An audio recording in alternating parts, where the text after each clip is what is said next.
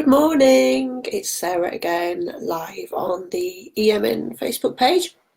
A bit later than anticipated because I've been, I'm not sure whether we're going on with hay fever today or a head cold again or something, but as you may hear, I'm kind of bunged up again.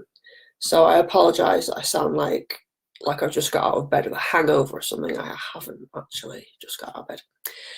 So today I just wanted to talk about the Empowered Mothers Network podcast. So I'm going to record the first episode, hopefully, what time is it now? 10:30. Hopefully this morning, and then it should be live probably towards the end of this week. So I will be sharing that on the mailing list, so hop on the mailing list if you're not already, but I'll also be sharing it on the Facebook page and probably Instagram as well. So the Empowered Mothers Network podcast is going to be, again, basically for mums-to-be, new mums, anyone who needs support during postpartum period. We're just going to be talking about general postpartum experiences from people, and also about what I'm going to talk about this morning, which is building your village.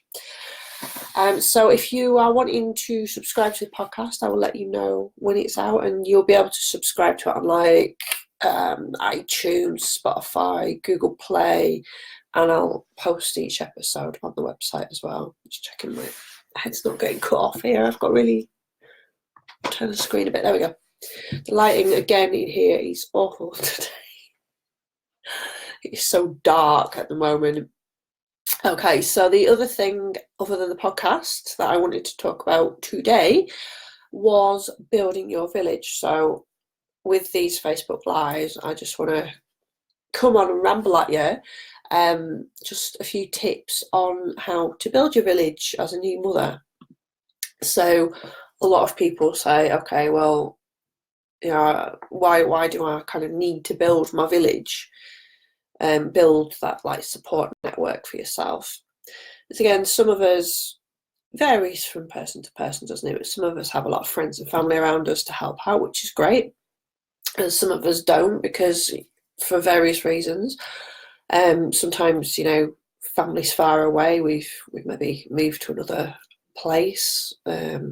Sometimes we get married, move to another place, or move for work, or whatever reasons you've got, that maybe friends and family aren't as near as they used to be, and you've maybe not got anybody close to you who can kind of come round in that time of postpartum where you need that real support.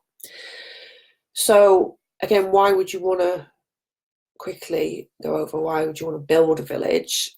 If you are choosing to breastfeed, then that is going to take up a lot of time. So having help when you're, especially when you're in the early days of breastfeeding as well, when you're in the first few weeks, when maybe your milk supply's kind of getting going and everything's falling into place, it takes up so much time that you just don't have that physical time available to go and clean the kitchen or the bathroom, or even to do the dishes. And I think if you have a partner, that's fab, because hopefully you can redistribute some of the workload a bit more, and that's a great time for them to step in, and a role for them to kind of help with that running the household side of things. So yeah, there's breastfeeding. Also, you need just literally that time and space where you're not doing anything else. You're not worrying about running the house. You're not having to worry so much about other older children that you've got and caring for them. If you've got that support in place, it just gives you that time and space to really bond with this new person who's appeared, who you are still getting to know. I think there's a lot of assumptions, maybe. I think there was with me when I first became a mother, that this baby's suddenly born, and you kind of think, oh, well, I should intuitively, innately know exactly what to do. You know, baby's crying, it should just be within me, and I know what to do. But I think once we've had our babies, then we kind of realise that doesn't, or it happens, but it takes practice. Like intuition, it takes that practice of repeated scenarios. You can't just literally go in straight away and go, right, I know exactly what that cry is and I know how to sort it instantly. It's such a trial and error thing. You have to make mistakes. You will make mistakes. It's part of the process. You're getting to know this person and they're getting to know you. So that time and space to really do that is like invaluable. And then there is, and the other reason why you would maybe want support, which is if you are physically healing from birth, which to some degree you will be, whether you've had a vaginal birth or a C-section. Obviously with a C-section it takes a bit longer to physically recover as well, so that's something to factor in if you're planning on having one or if you have had one. I've had both personally, and yeah, I think physically it took a bit longer with a C-section, and I wasn't prepared for having a C-section anyway. But I think, yeah, that I wasn't prepared for how long it would take physically for me to even get back doing basic things. You know, nobody sort of said beforehand, like, hey, you know, you're not going to be able to like hoover the house for weeks and weeks, regardless of whether I had time to hoover the house. I physically couldn't. So that was something that kind of, I think, surprised me, the severity of things I could not do for a while until my body was healing. But again, I was one of, I say lucky, it shouldn't necessarily be like that, but I was one of the ones who healed quite quickly physically from my C-section. So I was quite thankful for that. And again, this healing journey is so different for everybody. And to have that support whilst you're physically healing is just invaluable. Hay fever. So my tip today for building your village, now we've kind of covered a few things about why you might want to, is probably not something everyone considers, not something everyone agrees with, but paying for help in building your village. So building your village using paid help. So why would you want to do that? Again, as I mentioned before, nowadays, you know, I think maybe in the past we lived more in real communities where a family were, where everybody pitched in. There are still communities out there like that nowadays, but less so, I think. A lot of us, maybe if we live as well in bigger places, things are can be a bit more isolated than they were before. And, you know, maybe we have like a network of people around us that can kind of help with coming in, make a cup of tea or whatnot, but maybe we've not got those people around us that we feel we can really ask for the deep stuff, you know, for real, not just the practical help, but like the emotional support as well. So paying someone to kind of come in and be part of your village is something that you might want to consider if you haven't got much other support around you, whether it's a partner, whether it's family, whether it's friends.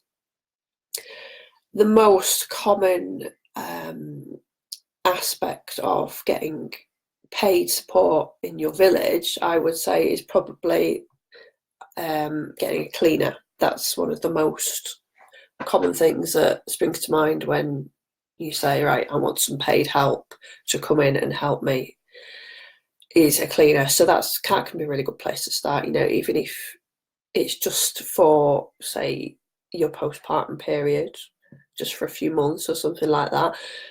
If you can get someone to come in for like once a week, once every other week, even if it's just once or twice a month, just to come in and just sort the house, you know, just clean the kitchen, do a bit of the bathroom, run a hoover over the place, just to make it a bit more presentable. That can do so much. So what I hear a lot is, just forget the state of the house. The dishes don't matter. Doesn't matter what the house is like. If it's a tip, that is true. That is true. And I think all of us kind of have that point where it's like, yeah, we're exhausted. We have a new baby. We can let it slip to a certain degree. But again, some people can let it slip better than others can. I was one of them people who couldn't let it slip very well. So getting paid helping can be really, really beneficial.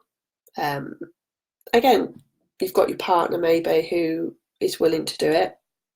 If you've got the money available, or maybe if you don't think you have, but you can kind of reprioritize this particular period of your life right now, then it can be really invaluable for both of you, because you're still both exhausted. Your partner may or may not be going back to work and have other things to juggle with. You've got the redistribution of your relationship as well. There's so many different factors coming in, putting pressure on both of you, that just to say, look, just for a few months, we're going to pay somebody to come in and just sort the small stuff, like keeping the house clean or whatever, can be really invaluable. So it's really something to consider, I think. And it can be, I think, until you've done it, you don't necessarily always realise how much of an awesome benefit it is to you in this situation right now. So yeah, cleaner's kind of the big one of building your village. Again, there's other paid aspects. So you might want to invest in paid childcare, for example. If you don't have, if you need more support with looking after the children, and you've not got anybody close to you, because we don't all have friends and family near again to look after the children for you. So paid childcare might be something that you want to consider investing in during postpartum. And basically it's whatever's going to bring you, you've always got to remember that one thing of whatever's going to bring you peace and joy. So it all comes back to that, and releasing that oxytocin hormone. So whatever's going to bring you peace and joy, if having some support with looking after your kids, you think that's going to take some pressure off you and bring you a bit more peace and a bit more balance, then go for it. If getting the house clean, go for it. If you want to just start really small, like the smallest probably place you could start is getting groceries delivered. Do an online shop and pay to have your groceries delivered. That's like this probably the baby step to start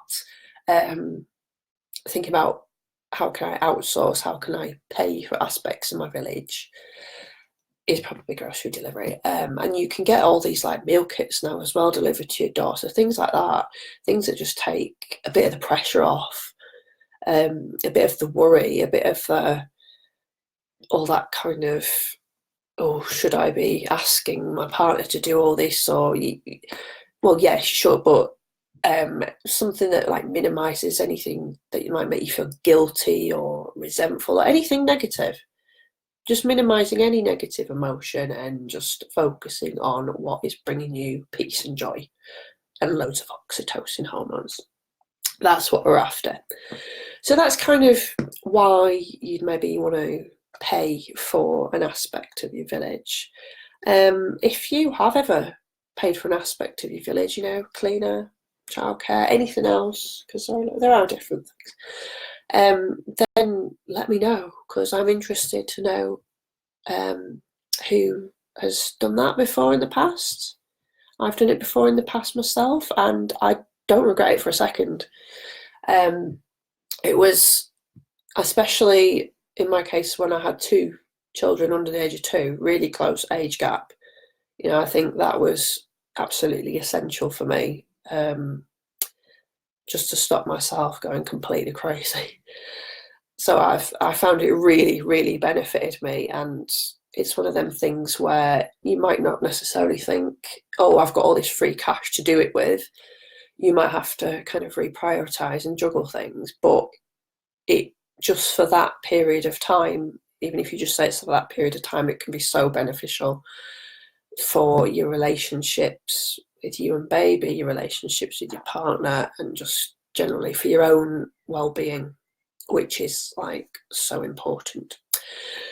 So that's my tip today on building your village. I'm going to have a few more tips, and there are a few more tips actually in the guide I've written if you want to read rather than listen to me ramble on. And that's 7 tips on building your postpartum support network, and you can find that on the website to download. So yeah, the next one is going to be the podcast to look out for. So I will put an update on here when the podcast is live, and I will let the email lists know as well. So if you're interested in listening to that podcast, stay tuned. Otherwise, I will probably see you in about 2 weeks' time for another tip on building your village.